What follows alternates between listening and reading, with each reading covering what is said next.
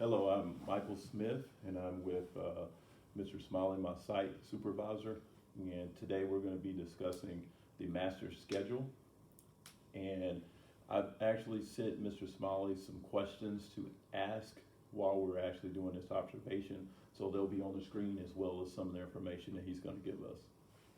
Now, I'd also like to apologize. We are working on this during the school day, and I do have a radio with me and my cell phone. Should something come up, I may have to answer a question for another administrator, but our focus will be on this.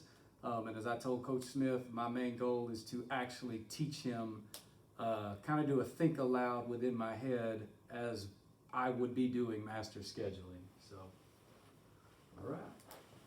And we're going to be referencing lots of documents because the only way to do this is for me to do that. So I have all those pulled up already. All right. Okay, so the first question, Mr. Smiley, I want to ask you, what is the basic step-by-step process of the master schedule? All right. So a lot of people ask me, when does master scheduling start? So we're in the school year 2020, 2021. Master scheduling starting for the year that we're currently in, it has to happen so far ahead of time. So literally day one of this year, I'm already thinking about master schedule for next year. It's that far. I mean, there's a 1 day gap. We got schedules done. Everybody knows that the next day is school. Teachers are getting ready. And then day one of instruction, I have to find out if the teachers that were given certain classes can handle what they were given. We are actually working through an issue right now in an AP level class that we had nobody to teach it, just to be honest. So I had a teacher that's only ever done on level, and he accepted the challenge, and it's a little more than he can handle. It's evident from the students. He's even admitted it in email. We're trying to get him district support. We're trying to get him support. Miss Di Palermo is now his appraiser, and she taught that class, and it is the AP, I won't name the test, but it's a hard test. It's a hard class. This teacher took on another prep this year. We have the Old and New Testament class, and coaches. It's too much. So literally, I knew that within the first or second 6 weeks, but there was nothing we could do. So we've tried to support him, but my thought process for the 2021-2022 school year had happened back in August. And so now I'm looking at who could I bring on that could handle that. So it happens way ahead of time, but kind of linearly, this year, starting in January, the counselors sit down with the kids and they do the course requests. They start with the freshmen and they work their way up. And the goal is by spring break to have all the course requests. They take what the kids choose, and then they have to actually put it into the computer. So it's not just meeting with the kids, and you know as well as I do, we got lots of kids who have attendance issues, so them trying to get them and find them and get them in front of them and talk about their schedules is sometimes difficult. And you're meeting with kids who are failing classes who say, yeah, I'm going to do better. And you're trying to think about next year when you know they're probably going to fail some classes from this year. So it's a big game. You got to figure that out. And then you also have to consider what are called interventions. And I'll show you that in a second. So, but linearly, my mind is always thinking master scheduling. And the moment somebody tells me that they're thinking about resigning or they're going to retire, that goes into my head is keep your eyes and ears open, because such and such who's been here for 25 years and done a really good job is going to retire. Who can I slide into that spot? And then a lot of things come down to communication, human resources. A lot of people reach out to HR if they're moving into the area and they say, they know that we're a big district. Instead of contacting individual high schools, they'll contact HR and say, hey, we're moving to the area. I've taught AP economics for 10 years, and then the district will kind of tell which campus has what needs. So in order to get those best applicants, you take care of your people at district and you give them shirts, and you call them, and you keep up with them, and you do everything you can so that when a good person comes along, you're who they think about. So, any questions about that part? And I'll keep going kind of time-wise. No, sir. Okay, so spring break, we ask that the counselors have the student course requests in the computer by the end of spring break. When we get back from spring break, I'll show you the actual document because everybody wonders about this. When we get back from spring break, this document is what I get. And so let's pick a class. Let's say, let's go with English 1. And this is just called, we always call it staffing projections. We're trying to project and think about the next year, what staff, how many people are we going to need, how many sections of each class. So when you look up here, student requests, there were 380. We put a class cap, and Tasha Bjork is the chief financial officer of the district, or assistant. She's, I don't know if they call her CFO or assistant superintendent over finances or whatever. She's the one that says the class caps. So people always ask me, well, who sets those? Well, it's a financial thing. You can't have classes of 20. That means you need more teachers, and we've talked about FTEs. So more FTEs, the lower that number is. So if you notice, sometimes on our AP level courses, we have them a little higher. Those kids are better behaved. The teachers can handle it. And then if you see in red right here, English 3 dual credit, the Tyler Junior College, it's called an MOU, pretty much our agreement with TJC, they set that class cap. Okay. So I put it as red because it cannot change. I can't say, we're a little over, let's make that 27. It has to stay 25 according to the MOU. But that class cap is fluid. There is nobody that says this is where it has to be. Now, outside of Tasha Bjork saying 28, you're going to set that as the minimum.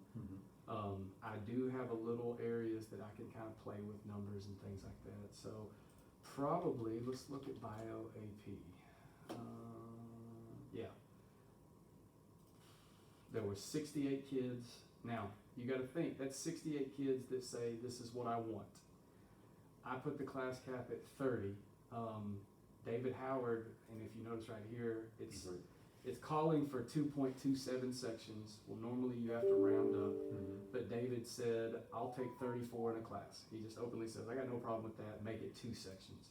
So that's why that's 2 is in red. But you have to consider that's 68 kids that said, this is what I want. And if there's only 2 sections, and those 2 sections conflict with AP Calculus, then that kid's going to have to make a choice, or it conflicts with their CTC class. But that term is conflicts. That's something that you may hear me and the counselors talk about, is they're working through conflicts. Let me think. So, students pick their courses, counselors put them in the system, I get this document, and then I get told, go to work. But it's not quite that simple, because I need to know, well, I always tell Dr. C, give me the rules of the game. And the rules of the game are the things that aren't set in stone, but are set in stone. So I'll show you, let me see if I can find it. It was schedule.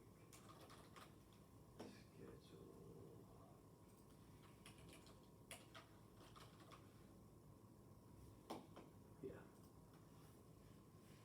So this seems weird that I would like I would have this saved on my computer, but I'm a documenter. Dr. C went to a meeting with Greg Priest, the district athletic director, the athletic director from Tyler High. At that time, we were transitioning from Traylor to Willis, and there was nobody. And he came back and he said, "This is the periods. These are the athletic periods." Well, to me, this is the rules of the game. Now I can lock those and I can start playing with everything else. But this is just documentation, so that if later somebody says something's not right, I can always say, this is what was given to me, this is what was agreed upon in that meeting, this is what I put in, I did my job. So the first thing is, go back to the same document. If you need to answer that, that's the way that. So once I get all my numbers of sections, so if you see right here, chemistry, I need 16 sections of on-level chemistry. If you can tell down at the bottom, I split up all the departments. And if this is actually a little more of a finished, but if you were to count and look at the color coding, there would be 16 of those chemistries. Let me show you a little more raw.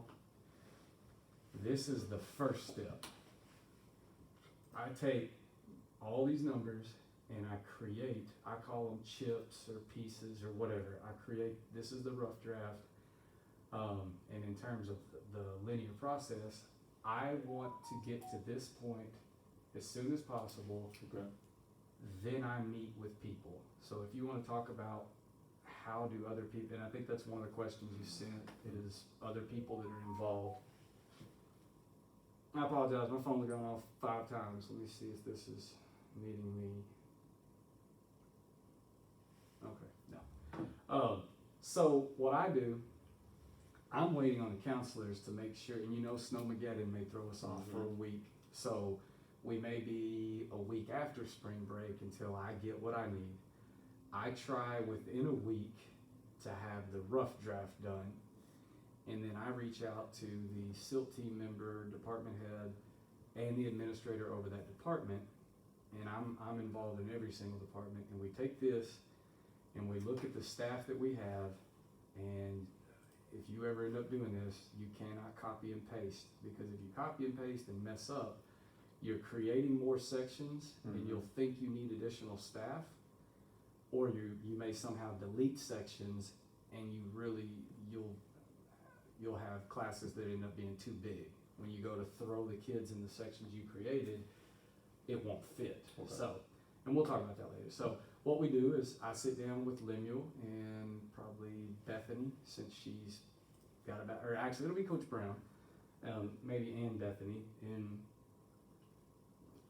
I pull up last year's document and we say, well, we gave Coach Wright AP Economics and he struggled, so this year we're going to give him on level, and who can take that AP level. And this is really where I have the most fun, is you start placing the chips where they go. And if you can see right here, in column 2, PLC is set, and column 5, conference is set.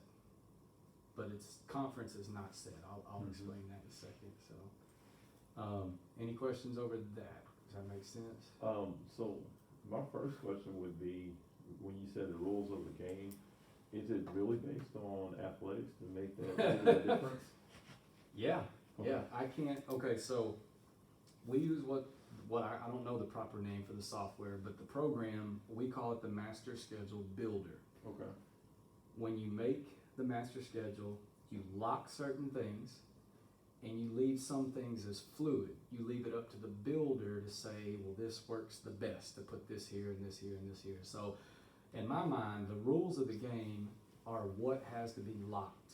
The rules of the game include your athletic periods, because of gym, field, those types of usage. Those are set. Softball is going to get the softball period during 8th, and they get the field. What's fluid is I have PE classes, and they could use the softball field, but they don't get it during, I've locked the softball period. So the master builder will go to place pieces, and it may fit more kids' schedules to have a PE class during softball, but it won't put it there, because I've locked softball, I've locked football, I've locked due to gym usage, volleyball, things like that. So, you're a coach. A lot of my coaches are asking me, even Coach Walker asked me, what do you know about athletics? When is varsity going to be? Are we going to have a freshman period? I don't get in any of those discussions. Those all happen above me, and then I get that scribbled piece of paper that has the periods, and I make sure I document what I got, and I go from there. Okay. But so PLCs are also rules of the game. Those are locked, but I can change those if I want to. I've had no arguments from any department about what period their PLC was set. But if I wanted to, and I wanted to say math is gonna go from A4 to A2, I could. There's just no reason to upset. If nobody's made any complaints, you don't rock the boat, so. So one thing that you have to know is even when I get to this point right here, and I've placed the chips, and we've determined that Leah is gonna teach all on-level chemistry, we can't have all these teachers with first period conference. So I have to take this, and it even has to be put in the computer, and every section has to be built. So we do a rough draft on the Google. I do. I meet with those department heads, I meet with everybody, we decide who teaches what. Even after that, it still has to be put back into the computer. That's when, if you ever hear me say hit the button, people always ask me that have been doing this a long time, when are you gonna hit the button? Hit the button means everything's been put in the computer, and I'm ready to, and it actually says run builder. And you hit run builder, and it up, and I can show you, let me show you my notebook.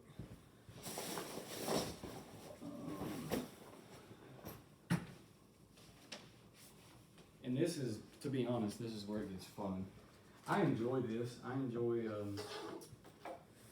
and you know, talking about who's involved in master scheduling. Ultimately, it's up to me. I have discretion. I can say this is how it's going to go. You are going to teach whatever. You may drive some people off if you don't listen to their feedback. So some teachers are more comfortable talking to the department head and just saying, look, y'all gave me pre-cal this year, pre-AP pre-cal, and I'm struggling with it. One teacher we have, he is very vocal that he does not want pre-AP. He wants on-level kids because he doesn't like dealing with pre-AP parents. So, but, all right, so column 1, that's a placeholder. Conference. Everything that's bold is locked. Okay. So I actually share this with Shauna and with Amy Campbell. They helped me put it in the computer. When we hit the button, what happens is right here with Deborah Frazier in physics, she has her one conference period and she has all these different physics. The computer says, this 380 kids need English 1. I have these sections of English 1, let's play with it, what's the best fit? And it gives me a schedule. Yeah, so, but in this case, all these conferences will most likely spread out. Okay. But the other thing is this, since, and if you notice PLC's over here in 8th period, so we would come back and we would lock their PLC, we would put their conference, you can tell the computer this has to go some spot, or you can tell the computer this can't go. So what you do is, if PLC is on an A day, you tell it for their conference can't go A day. You don't want somebody to have PLC and conference butted up. So really that's the fun, is once you got everything in, you hit run builder and you will get a percentage. And the first time that I ever hit run last year, I hit 52.7%. That was, we had at the time 2,335 students, and I put everything in the computer, and the counselors like Shauna and Amy helped me do all this, so they're always like, the counselors will always ask you, what percentage are you at? What percentage are you at? So 52.7, I made a change, and the problem is this: the computer doesn't tell you what to do. Like, it'll only tell you, it's almost like it says, I'm having difficulty scheduling blank. And you get this long list of problems, and there is no solution.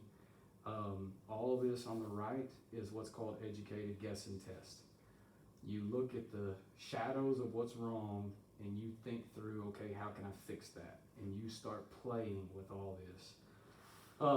And the other problem is the builder does not keep up with So you run the builder, you look at your percentage, you make a change, you run the builder again. If you don't write down what you changed, it doesn't keep up with it. There's a possibility that, since it's only educated guess and test, there's a possibility that the change you make will yield a lower percentage. And I'm trying to, so like right here, run 586, I was at 57%, I made a change and I went down. And so then you have to go back and fix and do a different educated guess and test. So, let's see here. Like one, it looks like at some point somebody put ROTC in and they had it locked, and I put ROTC open. So maybe Amy Campbell, we had a miscommunication. She thought it was supposed to be locked. I noticed that ROTC kids weren't getting scheduled. I went into his schedule and I said, oh, well, these periods are locked. So the builder didn't have any freedom to move them. And so I unlocked them and our percentage went up 0.7. And then, I mean, you can see I runs, and your ultimate goal is to hit 70%. Most people, they say, look, we need to get to 70, get to 70. Let me show you. You know I'm a little competitive, so 70 ain't gonna work for me. Right. So at 2,440 kids, let's flip and let's do, instead of 70, let's do the leftover, which is 0.3 or 30%. That's 732 kids whose schedules didn't work. Those are what's called conflicts. The counselors then have to work through those conflicts. 700 kids of looking at their schedules, calling them, even though we have 5 counselors and that's, 100 kids each, it's still a lot of work. So what I did is, by the time, run the builder, make a change, run the builder, make a change, run the builder, make a change, I left it at, I got up to 77.9, but my notes was adjust ARC for life skills. So I probably had an issue with life skills student schedules in ARC, and I had to make a change, but I left it at 76.2. So at 2240 times 76 would be 0.24. We went from over 700 kids to 537. So your counselors appreciate you going past 70. Some people just say, I got 70, y'all take care of it. I try and push the limits. So that reduces the amount of schedule changes that they'll have to make on the back end. Conflicts. Conflict. Yeah, we call those conflicts. And to be honest, your conflicts, we got a spectrum of kids. Let's put on one end AP, dual credit, pre-AP, upper level CTC courses, whatever. That's one end of the spectrum. Those are where your conflicts happen, because a kid may want AP psychology. There's going to be one section of AP psychology. That catchphrase is called a singleton. That's the term that we always use. Well, such and such wants, I'm trying to think of another one, biology dual credit. You get college credit for it, but it's a biology course. It's here on our campus.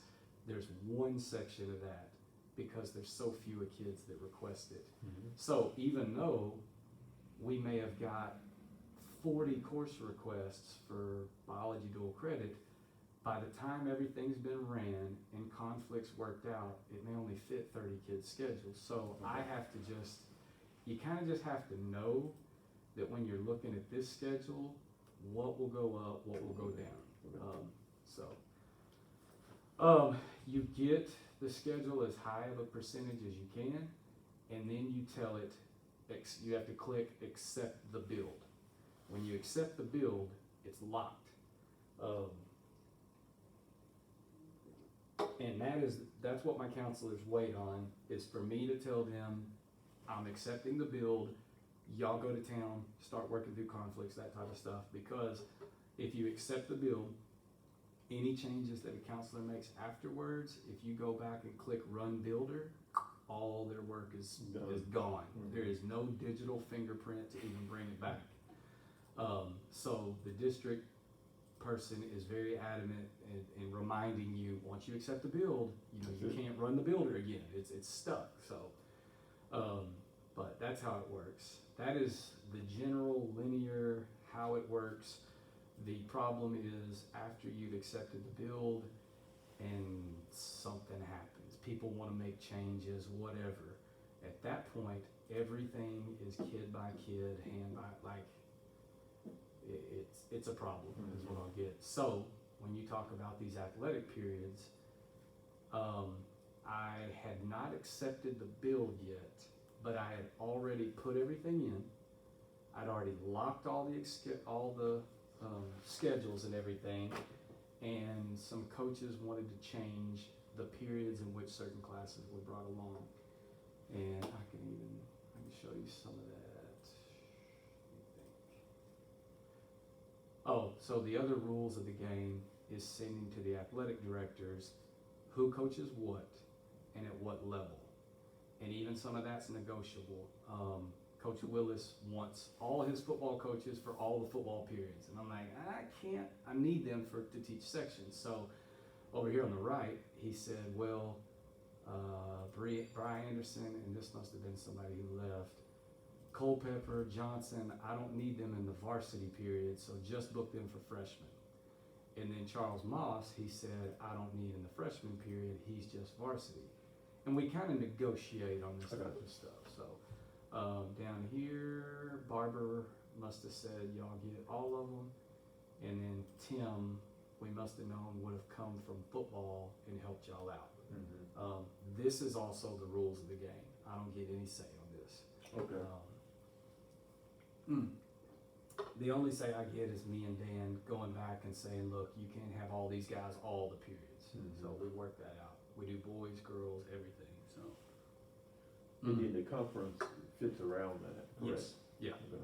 Yeah. Everybody has to have a conference by state law. Not everybody has to have PLC. Correct. And you know as well as I do that some of these coaches have a PLC period on paper, but they're always in the field house. So it is what it is. So over here is teaching what they're going to teach. And I'm a documenter, and I love Google Docs because I can click and I can go all the way back to, let's see here. This document actually started in April. Joe Willis made some changes April 6th, and he knew at that point, let's see here. He knows what his people are going to teach. Let me see if I can find it.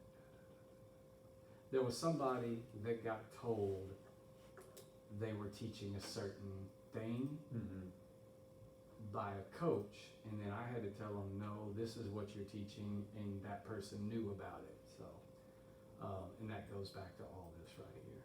So, I'm trying to think linearly. So the counselors work through all those conflicts, and then some of those even get kicked up to me. I take the chewing from the parents. Why can my child not be? Well, ma'am, you have to make decisions in life.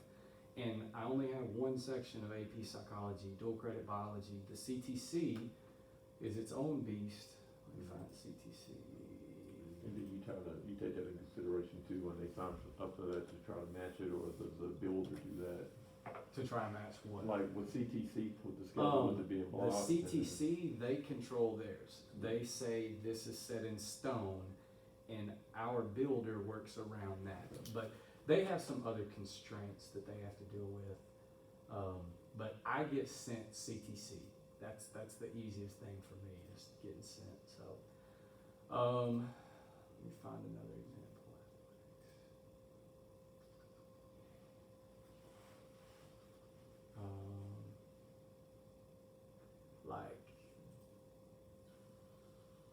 Okay. So, counselors have to do things on paper.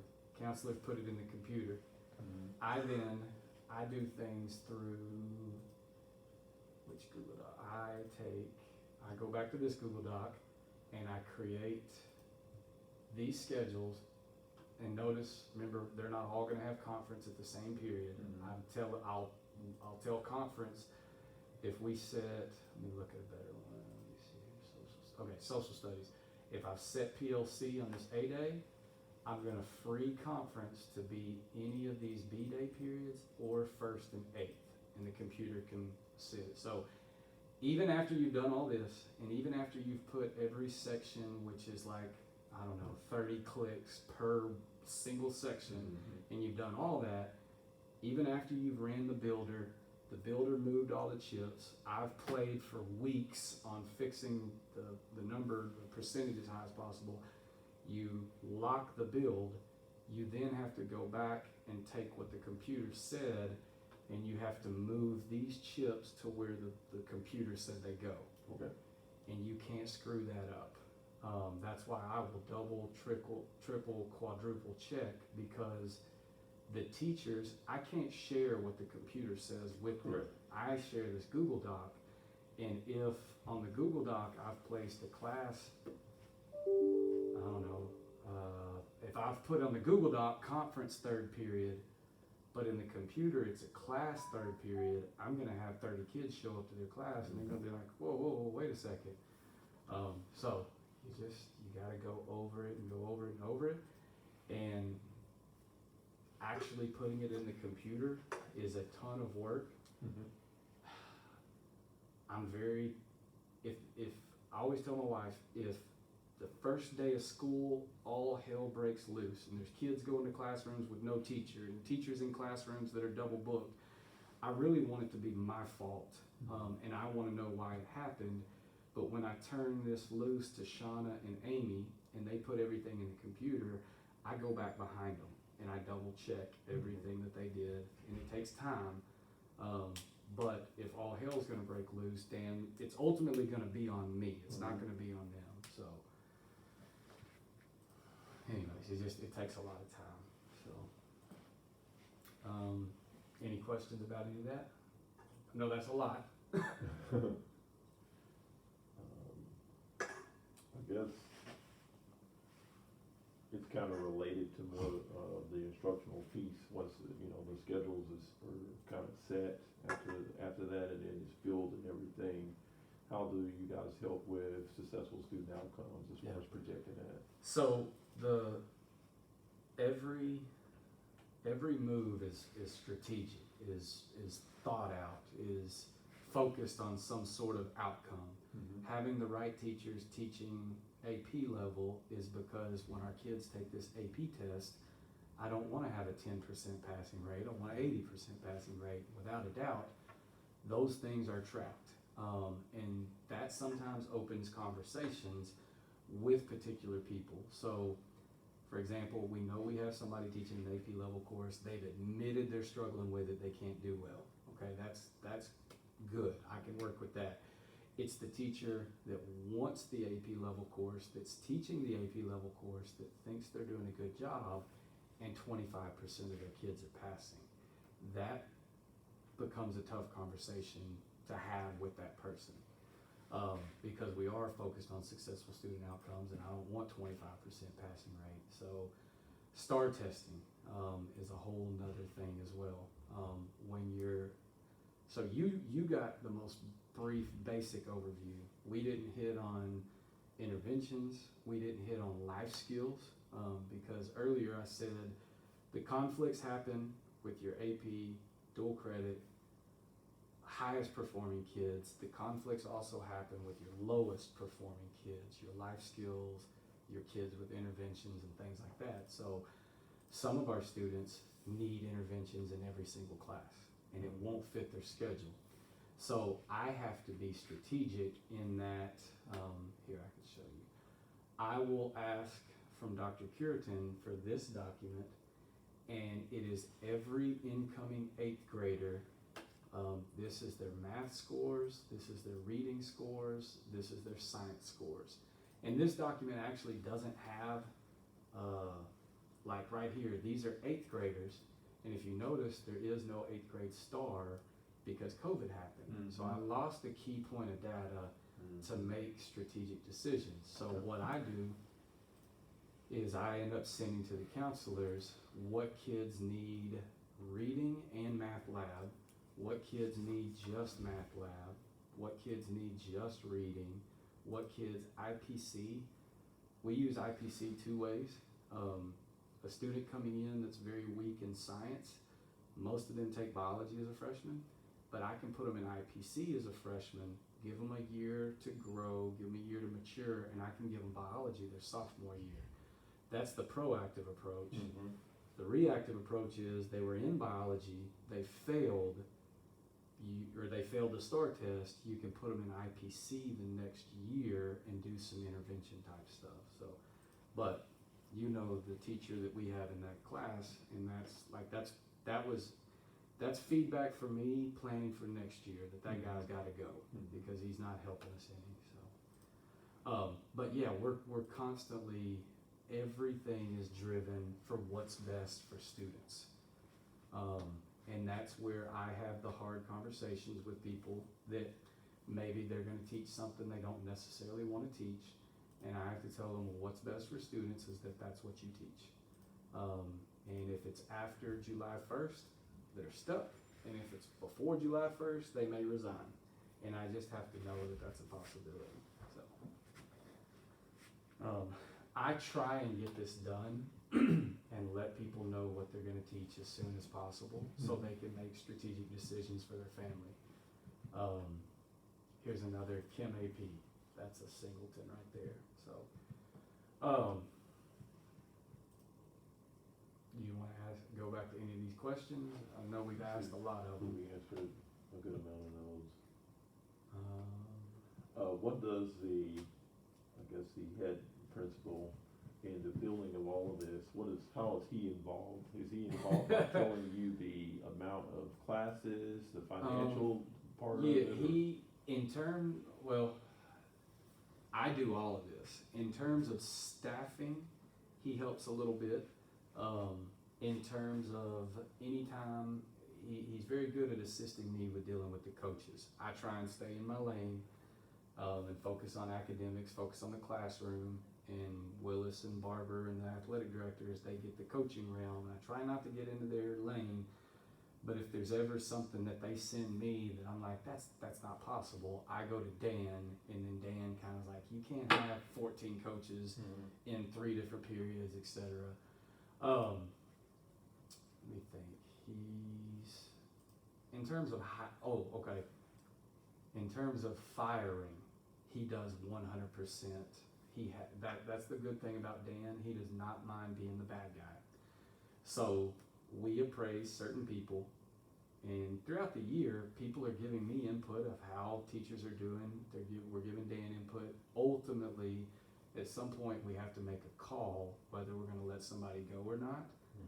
Dan has all those meetings. We give him the input. He brings the person in and non-renews them. So he's very good at not putting that on our shoulders. But all this, 100% of these logistics, I take care of. He doesn't have any of this. In August, I share this. I always share this with the other administrators so they can see what's changing and where I'm at and all that type of stuff. But he doesn't care. As long as on the first day of school, I've made a good schedule and everybody's where they're supposed to be. And that's another thing. You have to set room numbers, and if you ever accidentally type 312 instead of 311, you just double book somebody, and so we double check all those things. And I can show you. I know we're getting close to time, and I could keep going for 2 more days. There's what's on Google, which could be me messing up. There's what's in Teams, which is the correct version. And there is a report, teacher availability.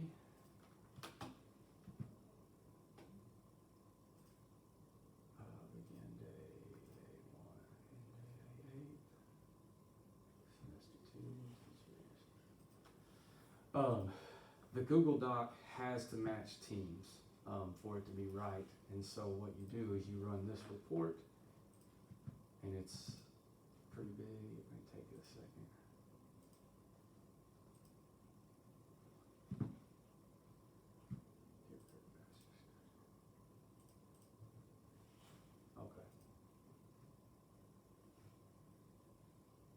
this is the report that, let me pick somebody, Jill Alexander, she is, and it's up here, first period, she's gonna have English 1 per AP. Second period, and this is what's correct, this has to match the Google Doc. Okay. So at least 2 or 3 times, I'll take this printed and I will check name, room number, class, check the Google Doc, mark it out. And sometimes people will come to me and say that this isn't working, this isn't matching, whatever. And sometimes I'm too overly confident because I know I've done it by hand 3 different times. And I'll say, no, it's right, you're looking at something wrong. And they're like, nah. And then they'll have to come back, okay, I was looking at something wrong because I can't have day 1 chaos going on campus. So, but that is the report that you run that we continually go back to. So, you see if there's anything else. So we talked about interventions. And you know that the final master schedule, which I share with everybody, is this product right here. And I even learned from year to year, some of your admin assistants and some of like Corrine, she wants this, Smiley, can I get this alphabetical? Oh yeah, no problem. Well, turns out, notice that this is cell 2 and 3 merged. When you merge cells, I can't go right here and tell this sort A to Z. So I learned that. So next year, just an FYI, one person's schedule will be 1 line all the way across so that I can sort, because I had to by hand copy and paste and make a alphabetical schedule, and it took a while. So anyways, that's our finished product. I don't know where we're at on time. We got 8 minutes till the bell. We can continue going over questions. See if there's anything we didn't cover. Do you want to go with that one? Yes, I would like to ask that, does the process allow teacher collaboration, and how important is, with the SILT team, are they involved in this? Yes, so SILT team is heavily involved. Even besides SILT team, you may have one person over an entire department, but look, VPA, Visual and Performing Arts, Clayton Nail, well actually, Sam Labordis is the head band director. He is the real SILT team member. Clayton Nail is the representative who actually comes to the meetings and things like that. Clayton is theater. Labordis is band. So even though Labordis is over the entire department, he don't know jack about theater. He don't know jack about dance. He don't know jack about art. So I pick key people. Labordis tells me the band periods. I have a key person, Clayton, for theater. I have a key person, it's Melinda Tefteller. She helps me with art. What's the other one? Dance is Rachel Bumgardner. She's the head drill team person. So she tells me her assistants what they do. She kind of tells me their locked periods, just like athletics. So, but teacher collaboration, I'm not sure if the schedule allows for teacher collaboration through PLC. Making this, there's not enough time for me to go meet with geometry, meet with algebra 1, meet with algebra 2, but I'm always getting input from people. What do you like? What do you not like? Some teachers slide in, hey, you know, first period conference would be really great because I got to drop the kids off, blah, blah, blah. Well, if you're somebody I trust and you're a hard worker, I might go in there and in the beginning, I'll lock the builder. And that's the other thing I didn't discuss. There's some things that I could help somebody out and I can lock, but if my percentage is coming back too low, I'll unlock it, run the builder again, and if it helps the campus, then I have to say, look, I couldn't do it, you know? But I'll tell you right now, Jill Alexander will get 8th period conference as long as I'm dean of instruction, because Jill always takes care of business. She has 8th period conference, but she's here till 5 o'clock, and she gets better star scores than anybody else. So I get to play master schedule God and give her 8th period conference, and she wants it. But there's lots of people that request 8th period off or 1st period off, and I'll usually say, if I can make it happen, I'll help you out. And then note to self, do not give certain people that. So does that make sense? All right.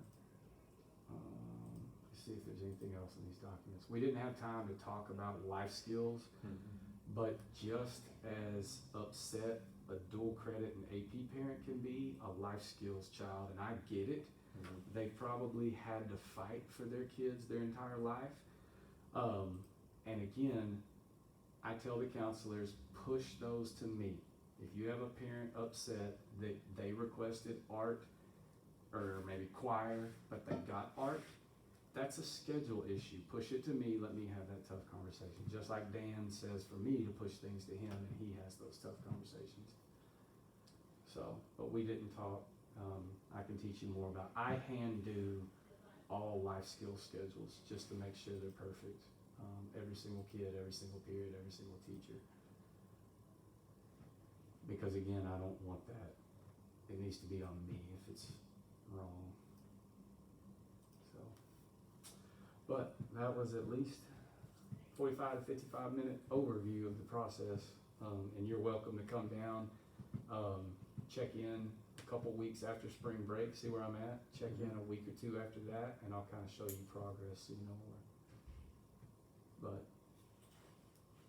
All right, well, thank you, I'm sure I'll have a lot more questions. all right.